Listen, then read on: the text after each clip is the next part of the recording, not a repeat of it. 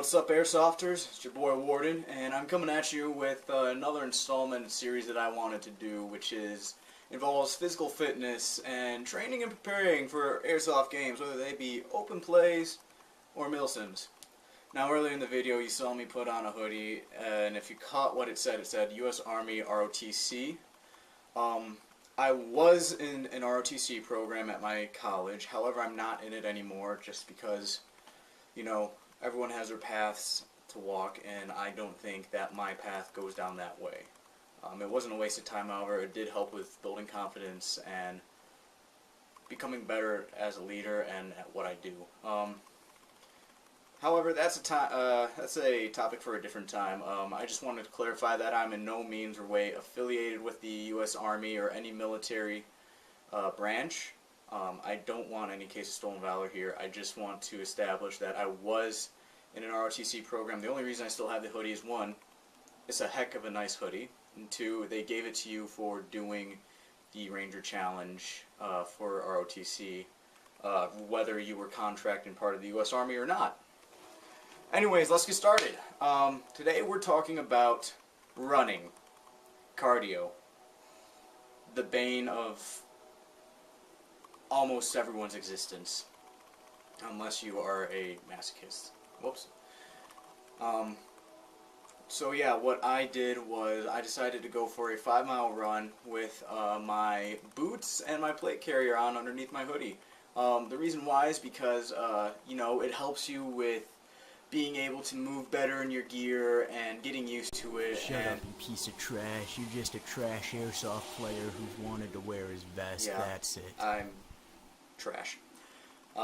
The actual reason was because I wanted to see if wearing the plate carrier would help with being able to move better. Honestly, I didn't really know as much of a difference. And the boots were because my workout shoes are actually back at my house up in northern Illinois. I'm currently down in like the central Illinois area, and I needed something to run in that wasn't a pair of mixed match shoes, and something that actually supported my feet very well. Anyways, let's get started. Alright, so I got all my stuff on. I'm going to head to an old route I used to run back when I was in ROTC. It's a good 5-mile route. You know, nothing too bad. Only thing that's gonna suck is the poop smell that you get to at the halfway mark, because it goes right by the sewage plant. Yep. I'll see you guys there. Now remember, before you run, remember to stretch. Otherwise you're going to tear something and you can't play Airsoft.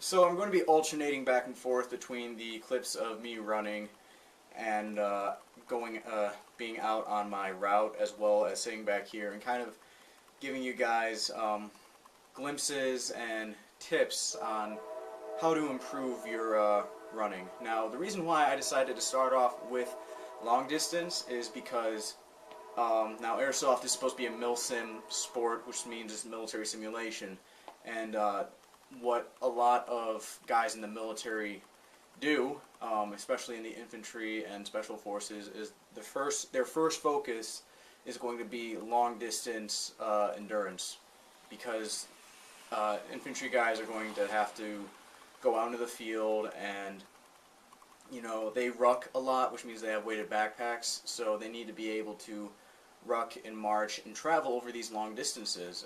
You'll never see anyone in the military going into boot camp or basic camp that is buff and with like a jack bodybuilder type. If they are, they normally come out of that as a much more lean person. A lot of that bulk muscle becomes lean muscle, and they transition from being able to do a lot of weight to doing less weight but more reps. Now, after your basic training or your boot camp, you will end up going with whatever MOS or whatever job you have. And something I noticed with a lot of, or something that may be the case with a lot of guys that go the SF or Special Operations route is that they will tend to work out on their own as well, and they will start to rebuild that strength portion of their or being able to be stronger and not just tougher. And that really goes into a lot with being able to carry your own weight and then some. Now, I'm not starting off with that. I'm starting off with endurance, because in Airsoft you have to have that stamina to be able to run around all day with all this gear on, and you're starting to wonder, maybe I should have switched to a chest rig instead of wearing a plate carrier. However, you need to have that endurance, and especially when you're having to travel long distances, I want to help you guys be able to do that effectively and efficiently. Now, first off is breathing. You want to have good control of your breathing. You don't want erratic breaths. You want to breathe in through your nose and out through your mouth. Don't breathe in through your mouth and out through your mouth, because that's how you get cramping. You want to control your breathing. At least breathe in through your nose. If you can, if you find it more comfortable, breathe in and out through your nose. For the most part, do what works for you, but if you decide to be a mouth breather while you're running and while you're doing your cardio, it's going to suck, basically. Next up is running form, especially for any type of running, actually. You want to get your stride in, because you want to cover as much ground as you possibly can. It's not just about repetitions, it's about being able to do those repetitions quickly while at the same time striding things out. Especially in long distance, having a longer stride results in less running, more airtime, so to speak, and you're not exerting as much physical, as much energy. And finally is points of contact. Now, what I'm talking about with points of contact is where your feet touch the ground and where you push off from the ground. I'm going to be going over two forms, one for sprinting and quick movements, and one for slower but longer distances. Now, for sprinting, I would recommend running on the ball of your foot, as that gives you something to push off of. However, this is more taxing, but because it's more taxing and expends a lot more energy, you're able to use that energy and turn it into strength to push off of. And this is what a lot of sprinters will do, as they will run on the balls of their feet, at least on average. They'll run on the balls of their feet in order to get that extra momentum going forward. If you're a long distance runner, however, doing that is going to be extremely taxing on you, and you won't be able to keep up the momentum and the speed going forward. Instead, I would recommend running with your heel touching the ground first. So heel touches the ground first, and then you kind of roll with it, and then you push off with the ball of your foot. So that's all I have to say for tips for running better. Thank you, fence post, for always marking that first mile, so I know when to take a break. Holy crap. Also, another reason why to do long distance running as one of your means for training your physical fitness for Airsoft. It helps with your lower back a lot. Lower back is very important for stabilization, running, and supporting yourself, both physically and emotionally. If your lower back isn't up to snuff, it's going to suck when you have to jump down a flight of stairs or climb up a hill, or basically do anything that you really have to in Airsoft. Oh, in honor of Marianne Kirsch. Nice. Wow, that looks hard. Wow, that looks tough. That looks impossible. I don't think I could do that. Shut up!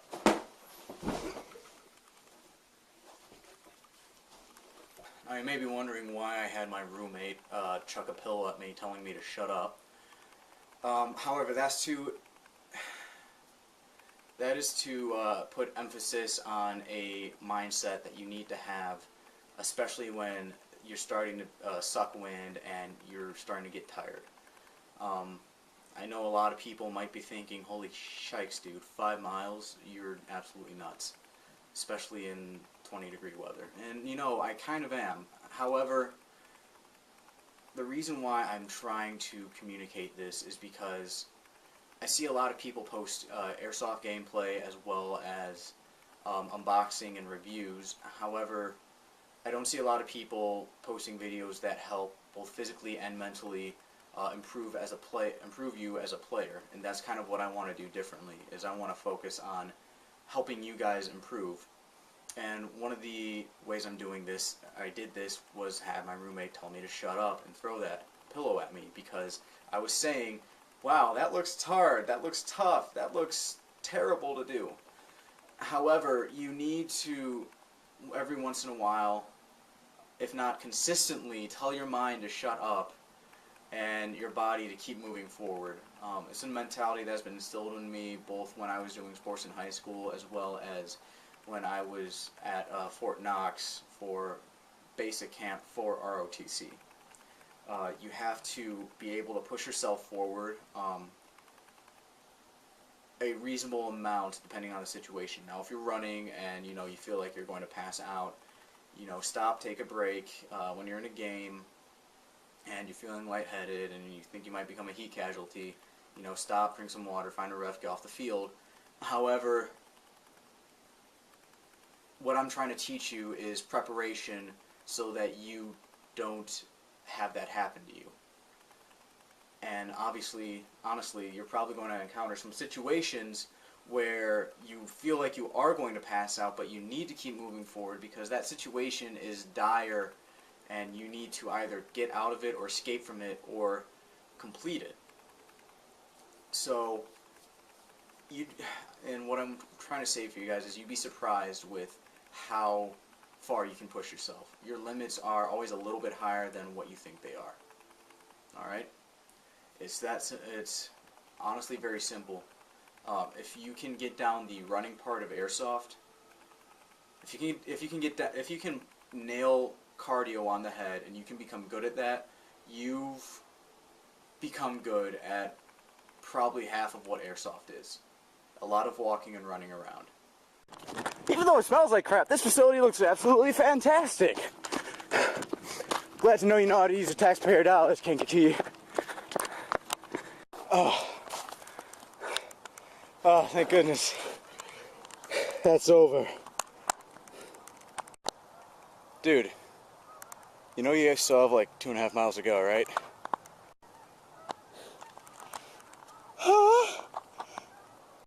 Yeah. Yeah, you still have halfway to go. Okay. Well, as the 90s equivalent to fitness blogs on YouTube would say, let's get physical.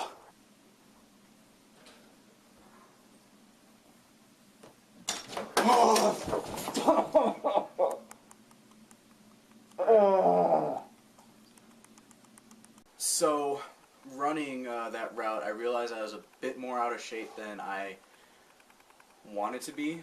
Not that I want to be out of shape, but I was more out of shape than I expected. And the way that gets rectified is you continue to be consistent. A lot of what building up your endurance is not only introducing your body to new and difficult, physically difficult and taxing situations, but also getting used to being in physically difficult and taxing situations. So like I said, I would warn against trying to, run 5 miles right out of the gate if you haven't been doing long distance running.